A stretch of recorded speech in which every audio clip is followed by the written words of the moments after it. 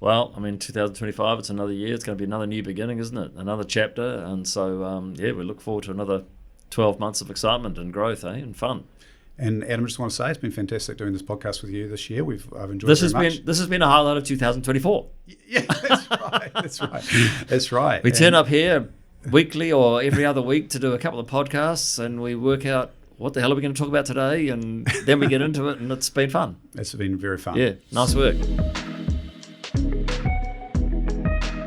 Welcome to the LoweDown, Wellington's #1 real estate podcast. We're here to wrap up 2024 and our final podcast of the year with my good friend Adam again. And yeah, Adam, how are you? Doing good. I always struggle as we approach Christmas, to be totally honest with you. I find it really stressful. Fair enough. But you don't show it. It doesn't show. No. It's like a swan. Yeah. Calm on the top, panicking underneath. Yeah. I mean, I love Christmas, but getting ready for it is, I don't know, stressful. And what a year it's been, right? It's been a pretty. I mean, it's been a good year in some ways. It's been a tough year in some ways. There's been it's insane how much has been going on. I mean, globally, here in New Zealand, here in Wellington, but more topically, and what we're here to talk about today is also at Lowe & Co. There's been a lot happening, hasn't there? A lot happening, yeah. So do you want to just start by, I don't know, giving us a wrap up of what have been the highlights of 2024? Sure, at Lowe & Co. Sure, Adam. Look, I think our biggest achievement this year that I'm most proud of would be our market share growth. You know, we're still growing, even in a tough market, growing our market share. And, you know, I mean, as you know, 3 years ago, we entered the deepest real estate recession, so to speak, or the deepest down market that we've had in our lifetimes. And you know, this has been a time when, you know, people have been exiting the industry. Yes. And you mean agents? Agents have been exiting the industry, and we're, you know, we've it's taken 9 years, but we've been #1 in listing market share for the 12-month period, 6 months, 3 months. So just consistently now, every single month, you know, hitting that #1 for listing market share, and you know, I'm just proud of the fact people are choosing us and choosing our agents to list. You know, putting your trust of someone's, you know, putting your trust of your home in someone, and you sort of lose, you know, you feel like a little bit like you lose control, don't you? You have to put a huge amount of faith. It's a big deal. It is a big deal. It is a big deal.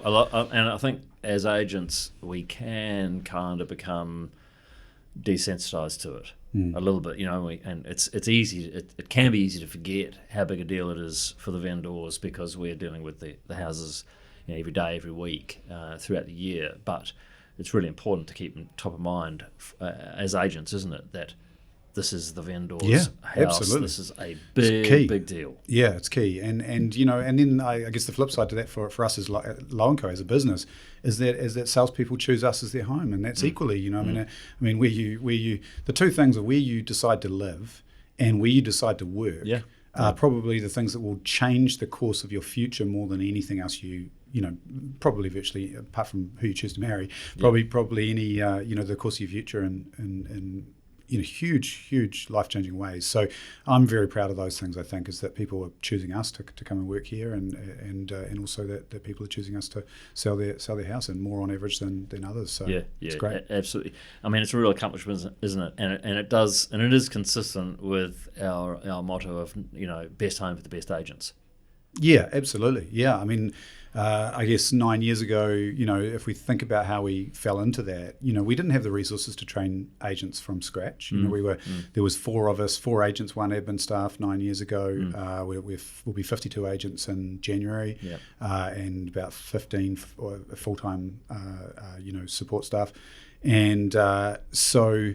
You know, sorry, jump in there, but it's more than 15. Yeah, it is. Yeah, there's also our offshore team as well. Yes. So, you know, we have another. There's twice that, isn't it? 16. 30. Yeah, 30. Good point. So, you know, big team of support staff. And you know, and 9 years ago, when we didn't have the resources to train people from scratch, but also, you know, my philosophy back then was, and you know, we don't really want to be testing someone's largest asset on someone brand new, unless they're you want a safe pair of hands, unless they are being overseen by someone very experienced, you know, and that's common in other industries, but in real estate it wasn't. It was a sink or swim. You think about the sort of traditional bums on seat agency. There's your desk, you got a phone, Go and do it. Good luck. Learn on the job, go and make mistakes with people's largest asset. So, Wow. It's crazy when you think about it, right? And that still goes on in the industry every day. And for us, we took a different approach. We said, no, we really, we really want to be the best home for the very best agents, deliver the very best service, the best prices for people in the shortest possible time frame. And that was how that came about. And then as we got more sophisticated, as the business grew, we were able to realize that actually you can train some people who are superstars, but you've got to, to have integrity with the way that you're doing it out there in the market. They've got to be overseen by somebody who is, who's experienced. Otherwise, you are taking a big risk with someone's largest asset. So, people who come to Lowe and Co to sell can be sure that they are getting the best in the game. Yeah. So there's obviously a popular motto out there, like fail fast, right? Amongst the entrepreneur kind of community and the business community, fail fast. Not with your largest asset. It's like fail quickly, safely. Yeah, that's right. Yeah. Well, learn quickly in a safe way. Yeah, exactly. Being overseen by a real trusted pair of hands. That's right. Yeah. We're really the actual, the dollar cost productive stuff for the client, which gets the best prices actually being done. It's like if you think about it, like the best analogy would be the pilots. You don't learn. If you're gonna fly a plane, which is a big deal, lives are at risk. You don't just go in there and learn on the job, learn straight away. You go and you sit next to someone as a co-pilot for many flights, and you learn how to do it, and you learn how to do it really well before you're thrown in the deep end. And in addition, we also have like a division of labour too, don't we? Like the pilot doesn't come through and offer you coffee, right? Yeah. So we've got agents and we've got admin staff. Yeah, no, it's a great point. Yeah, I mean, if as a salesperson, if you've got 5 open homes on a Sunday, and you have got 20 people come through each of those, and suddenly you've got 100 people you need to call on Monday. Well, you've had a good day for a start. You've had in this market, that's a good day. But the point being that all of a sudden 5 of those people want loan reports, and 3 others want second looks at the property, and all hell breaks loose. Suddenly you've got an appraisal to do, which is new business that you prioritise. And you know what? The first thing that goes out the window is the follow-up. Because you just get caught in the weeds, get caught doing stuff. Suddenly you've got to organise photos, you've got to book things, you've got to set, all the logistics of getting another property on the market that week. It's just too much. And the reality is every time that a salesperson is doing a $30 an hour activity, they're not doing something that could make you money on your house, like following up with the people that have come through the open home. So, one of the big focuses for us is taking away those administration functions, administration tasks from the agent's workflow. Yeah. And that allows us to deliver a significantly higher service, both for our vendor clients, but also for our salesperson clients, because they have the ability to be significantly more efficient with their time. Totally. And I noticed that, just like without fail, just about every time someone new comes on board, because for the most part, people who come into Lowe and Co, they've established agents, they're what I call career agents. They're not part-timers. They've been in real estate committedly for a number of years. They're already successful, and they come over to Lowe and Co with a commitment to grow their own business, and because they want to be amongst peers, I suppose, right? And the feedback is unanimously is always one of the key things that they notice is, I cannot believe how much work is taken off my hands. It's extraordinary. Yeah, and I'm really proud of that. I mean, the reality is that we take about 30 hours per transaction. We take about 30 hours away from the agent's workflow, which are things that they just shouldn't be doing anyway. 30 hours. 30 hours is per a sale. Lot. That's 3/4 of a full working week. Yeah, that's right. Exactly. Yeah. And what we see, the results that we see from the salespeople when they join. I mean, the average first year increase. So that's first year increase, not third year increase. In an agent's sales volume is 40% in terms of what they're able to do in terms of productivity. So not everybody has had. Some people have had significantly better results than that, and some people have had less. Yeah. But the average is 40% in the first year. So that is massive, and that means we're delivering significant value to our salespeople. Salespeople, which is great. 100%. And of course, will be a large reason why we've had success in to go from 40 agents, I think we were at the start of the downturn, to 52 agents now, 3 years later, when we're in a period of the overall agent pool shrinking. Yes. As it happens in a downturn, I think is another significant milestone or achievement. So it's like our market share of agents has increased significantly too. Exactly. Yeah. I mean, also what you're touching on before about recruiting experienced agents, career agents, successful agents, and then growing their business significantly on average by 40% in the first year, like you say, that would also help explain, or is certainly consistent with, the results being our agents sell more than any other agents in town, right? Significantly, yep. And in fact, one of the other agency that is not quite at our market share, but is certainly one of the largest agencies in Wellington, has almost double the amount of agents, and so they're actually half the amount of listings and sales per salesperson, about half of ours. So it really does make a significant difference to salespeople to be in an environment where they can get that support. And also the brand helps a lot. In terms of other milestones for this year, Adam, can I just say one other thing in terms of what I notice that I think is a real point of difference with Lowe and Co. And I hear this from other agents, and I hear this also, from my colleagues is what I mean, and I also hear this from clients, and that is the open culture. So it is natural or typical, I suppose, for a real estate agent. The value of their business, like my business, for example, a large part of the value of my business is my list of buyers and sellers, right? Potential sellers and so on. So it's kind of natural for an agent to be very, very protective of their pipeline, of their list, if you like. But at Lowe and Co, there's so much trust between the agents, and the difference what that means is that if I've got an appraisal on a property, and for example, and I'm giving advice to people about how to position it best and how much it might be worth and what's the best way to extract the top value, I'm not just answering that question in an insular fashion if I'm not certain about it because it's in a segment of the market that I'm not deeply familiar with. For example, I've got 50 other agents that I can go and shoulder tap and have a discussion with, and I have no fear that they are going to try and cut my lunch. They are not going to find out that address and go and knock on their door. Total trust. And so that's not only is that a much more enjoyable environment to work in, but it enables us to offer way better service to our clients. I agree. And in fact, that shows up in the days on market, doesn't it? True. I mean, you've seen the data on that. Yeah. Do you want to talk to that? That's gosh, I don't have the numbers in front of me, but we can probably put a graph up. Yeah, we can. I mean, so hopefully what I say will be consistent with the graph that comes up. Yes, that's right. You see, we'll test your memory. But another ambush. Obviously, we collect a lot of data at Lowe and Co because whilst we have our views on what reality is, we want to sanity check it with the actual data, with actual reality, right? And so if we're operating a better quality business, we would hope that would come through in better quality results in an empirical way. And one of those data that we track every week is the average duration to sell. So obviously we're 25% of the market, and so that's a statistically significant portion. And from memory, I think in October, the Wellington region average duration to sell was, if I'm correct, 41 days. And I can't recall the exact numbers that we delivered in, but lately it's been, I believe it's in the 20s, so 20-something days.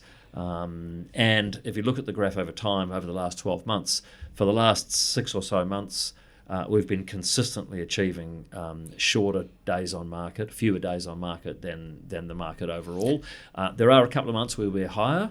I mean, you're going to expect a bit of that, a bit of variability in the data, but pretty consistent. On average, significantly lower. On average, and that also correlates potentially. I mean, it's a little bit hard to do this maths because of the different mix of property values, but almost for sure that would be translating into better prices for people because there is a correlation between time on the market and the price you receive, as we know. That's right. I mean, it gets harder to get a better price later. Yeah, years ago we had that. We analysed that data, didn't we? I think it was 2016 data where we looked at the ratio of sale price to rateable value. Now, it was about 18 days on the market was the peak. 15 to 18 days exactly. And so if you're taking 30 days, then there's a risk that, well, on average, you are selling less. That's right. At a lower price, right? So the shorter you can make that without Yeah. being too short. Yeah. Because you go too short, you undersell it as well. Which makes sense. On average. Yeah, which makes sense because we know that you get more. You need to have the optimum amount of competition, which is going to happen around 18 days. And but the longer that Pro's on the market, the more people wonder what's wrong with it. They start to it goes stale. There's a sort of a shelf life, isn't there? So that makes sense. So I mean, with a significant pool of experienced agents, we sort of know these things, or we think we know these things, but it's very nice to have it. You backed up by the data. To have our theory proven to be correct. Yeah. So, Adam, looking forward to 2025. It's exciting things on the horizon. Obviously, the other thing about the market too is it's improved, and I think that's a highlight of 2024 for me. Is that last year was the bottom of the market in terms of sales volumes, and it was a really tough year for everyone. There wouldn't have been a single person in real estate wasn't feeling that. Sure. And I'm very proud of how we navigated that. We grew market share. We were profitable throughout. The agents, largely, it was tough for all of them, tough for us too as a company, but we got through it. Yep. And then we've seen, roughly sort of 20 to 30% increase in volumes. I think 20% in the market. I think Lowe and Co's up over 30. So again, that's that market share increase. Yeah. So for vendors, the market hasn't necessarily significantly improved because the ratio of listing to selling is not really improved terrifically, and prices have softened throughout or since the election over the last 12 months or so. But in the last few months, those conditions have improved a bit. So as we look forward, would we say what are you predicting for 2025? Is it just a general? I know no one knows. In terms of the market, yeah, just what do you think? Yeah, I mean, there's a lot of talk out there that interest rate reductions mean prices are going to go up, and some economists are saying that too. I personally have my doubts. And obviously I don't know. I mean, neither of us know these things, right? But let's have a go at some reason, I suppose. So yes, interest rate reductions will support the market, no question. But the other major thing that's happening is we've got unemployment, which is still going up. People losing their jobs or having lower wage increases generally, that's a major headwind. We've also got immigration, which has slowed right down, really quite significantly lower numbers there. There's plenty of supply available in the rental market, and that doesn't encourage. And rents in Wellington have been kind of soft, and that doesn't encourage first-time buyers. It doesn't squeeze them out of the rental market and into the buying market. So there's and all sorts of global risks and uncertainties and it's a bad economy, right? Like where's the money going to come from? That's right. Small businesses suffering, and so in my opinion, there are at least as much headwind as there is tailwind being provided by the interest rate reductions. So my message is don't get too excited in the hope that price is going to race away anytime soon. Plus, you can have a big increase in volumes from here because we're still about a third away from, 30-odd% away from long-term averages in terms of volume. So you're going to have a lot of volume come back into the market without having price gains. Correct. And I think people forget that, it's... and we've got so much supply available in Wellington in terms of listings to choose from. We've got as much supply now as any other time we've seen since early 2015. So that's 9.5 years ago now. So relative abundance of supply. For prices to start racing away, we have to have that supply shrinking, level which would show an increase in demand over the supply because the supply would start coming down. Price, of course, is the intersection between supply and demand. And so no question interest rates coming down will increase demand. But I think there's also a lot of vendors who've been putting their plans on hold. They're going to match each other, which is what happens. I'm hoping that's what will happen, and I think that will be good for the country, good for society, good for businesses, good for people generally if prices stay where they are, or at least only grow very, very slowly for maybe a couple of years. And as we saw, in between 2009 and 2015, where prices were flat, but we were selling on average 4,000 houses a year, still 30% above we are today. We saw that stable market, property prices actually get cheaper if they stay stable for that long. In real terms. Yeah, in real terms. That's right. right. And so actually the biggest bargains were around 2015, not in some ways not 2009, Totally. because so it's interesting, isn't it? Yeah. So we'll see, won't we? But we're hoping that what we'll see is prices being roughly stable, but volumes increasing. And so the net effect for buyers and sellers will simply be they can just get on with their lives again. Yeah, agree. And so improved market conditions in that sense, I think, is probably I think we're in total agreement there is a likely outcome, not a guaranteed one. And I think for Lowe and Co, 2000 looking forward. Yeah. So there are some exciting plans afoot, aren't there? So what's happening for next year? Well, we're really excited to build on the great work we've done, excuse me, in the community with Whakamaru and with the Wellington City Mission. The mission, yeah. We're obviously doing this podcast from Whakamaru today, which is great. Awesome. And so that was a huge highlight for 2024, which I missed actually earlier, was just seeing Whakamaru come together. Coming to the opening was just, I don't know, it's mind-blowing. It's amazing to see Murray and the City Mission's vision come to life like this. Yeah. Has been a highlight for me, a life highlight, actually. I mean, extraordinary facility here. It's absolutely amazing, mind-blowing, and doing good in the community for the people that are most in need. And I think a lot of people forget that, we think about, first-time buyers a lot, and we think about the housing crisis, and we think about, we get very, very worked up about, things that when you actually step back and you look objectively and you come further out and you look down, you say, well, hang on a second. The difference between having a bed to sleep in and not having one is just insane. It's just insane, right? So, really, and that's one of the reasons why, our mission at Lowe and Co is to lift people up through property. And so, that means not just our employees, our agents, our clients and customers, but also the community.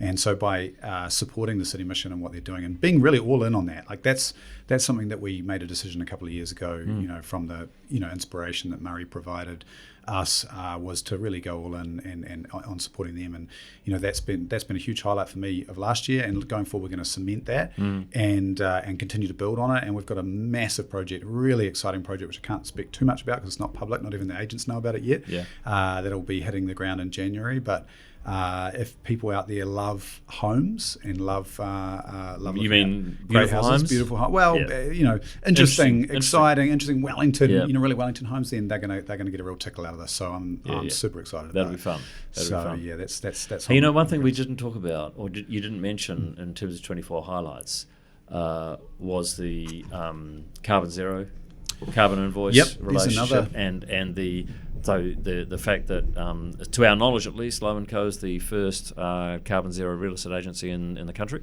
Yeah, so we I mean, the great thing about real estate, it's just to be hard on the sleeve, is that it is a carbon light business. We don't manufacture anything. We're not. I mean, probably the biggest carbon that we utilize is power and driving and driving gas-powered vehicles around. Now, probably 20-25% of our workforce now on electric cars, which is fantastic, and we want to see that trend continue. But we want to be the best corporate citizens that we can. The environment is super important. I've got 3 young daughters, and I want to leave this place in as tip-top condition as I can for them. And the reality is we've got to do our part. And sometimes it's not necessarily just because we're a low footprint business doesn't mean we can't be leaders in that space. And so we're planting trees, to offset our carbon and sequester more, in fact, significantly more, I believe, now than we actually are using. And we're doing that through the great work of Carbon Invoice. Yeah. And I would recommend that anybody listening that's running a business that is interested in that should contact Carlos at Carbon Invoice. He's a great guy. It's a great business that he's built, and it really can help lead the way for others to do the same thing. So we had that day, didn't we, in the middle of winter? I remember it was bitterly cold and the wind was howling around us and stuff, and we were all out there on the side of the hill planting all these trees, and that was good fun, wasn't it? Yeah. Get everyone out, good team day. Yeah. And then I suppose real focus on our culture. I mean, we've got a great culture, as you touched on earlier. So 2025 is going to bring a lot more purposeful, culture-based things for the team, really, and I think the great thing about Lowe & Co is you eat as much of that as you want. It's not a prescriptive business. We are, but the reality is we find people engaged because it's fun. They enjoy the collection of quirky people that we have there, which makes going to work every day, worthwhile. So we're going to continue to build on that culture, and that's going to be, I think that'll be a highlight for me next year for sure. Yeah. I mean, you say you don't have to eat it, but nobody likes coming to work in a place where the culture is not fun. No, that's right. That's right. No one likes coming to a place where they don't feel welcome, appreciated, where they feel they don't fit in. So it's super, super important. Yeah, and I mean, real estate can be very transactional on one level, but that's true. But also very gratifying. Like, I mean, I think there's a side to real estate that the public don't necessarily always see, and that is the gratification of dealing with people in all walks of life, in all sorts of situations, from terminal cancer through to breakups, through to financial difficulties, and the gratification you can get from coming into someone's life and vicariously, going through that with them and having a great outcome can be phenomenal. But at the end of the day, it's about deals, and so that having a bigger purpose, both through like the work we do with the mission, lifting people up through property with that true north, but also through culture and tap dance work every day because you love the people that you work with. I mean, what would life be if it wasn't for great people around you? Yeah. I mean, all our agents are spending a lot of their lives engaged in this, and so it's more fun to tap dance than something else. Yeah. And then I would say growth. Like we're a growth agency. I mean, my belief in life is that you're either growing or dying. So I choose growing. Right. And the reality is that, we just want to continue to build the best home for the best agents, to continue to lift people up through property, continue to onboard fantastic salespeople that want to enjoy that growth and that culture and ride on the momentum and have a lot of fun doing it and just come on the adventure. So that'll be a big focus for 2025. Yeah. Well, I mean, 2025, it's another year. It's going to be another new beginning, isn't it? Another chapter. And so, we look forward to another 12 months of excitement and growth, and fun. And Adam, I just want to say it's been fantastic doing this podcast with you this year. I've enjoyed it very much. This has been a highlight of 2024. Yeah, that's right. We turn up here weekly or every other week to do a couple of podcasts, and we work out what the hell are we going to talk about today, and then we get into it, and it's been fun. It's been very fun. Yeah, nice work. Thank you. So thank you for joining us for 2024. We're back next year for a new season, and please like and subscribe, and we look forward to seeing you next year. Yeah, and thanks to the listeners too. Thanks to those of you who have been listening. It's been awesome to be having this conversation with you. Appreciate it.